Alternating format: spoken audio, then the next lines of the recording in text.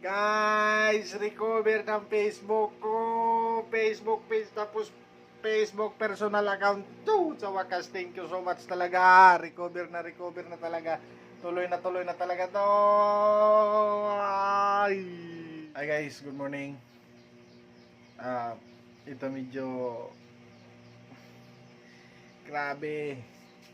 Yung nararamdaman ko ngayon is sobrang kakaiba talaga kasi nga ito mga 2 weeks na 2 weeks na ito.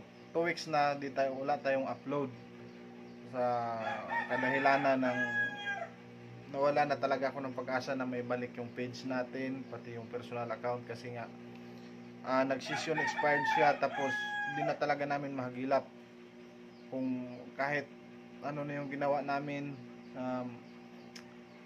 laptop or what, basta hindi na namin alam yung gagawin para may i-recover lang. Pumunta na kami kay yung si Mrs. yung nag-aasikaso kasi di ko talaga kaya.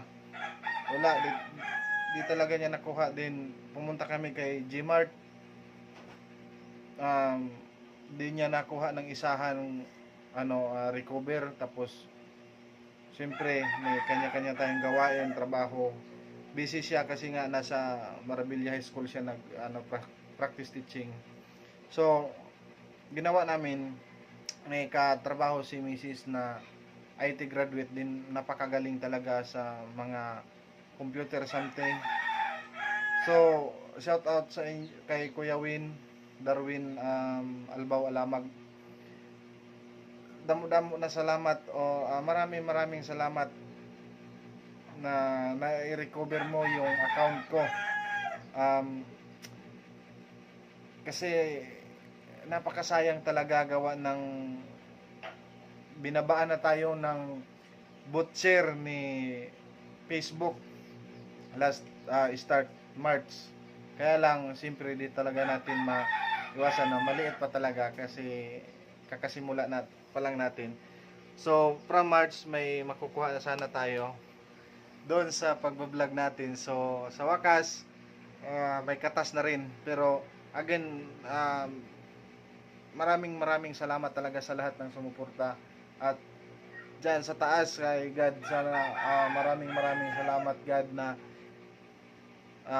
binigyan mo pa ng pagkakataon na ma-recover yung account ko. Kasi simula nung pandemic ko pa to inalagaan. Nag-start ako pag simula nung pandemic, yun din yung pag-start ko mag-vlog. Kaya siyempre di tayo sikat, di tayo kilalang tao, kaya wala talaga, di natin mapalago agad yung followers natin at saka views. So ilang years na, tapos nung nalaman namin na may butcher na yung galing sa Facebook, tapos saka pa doon nag-season expired yung natin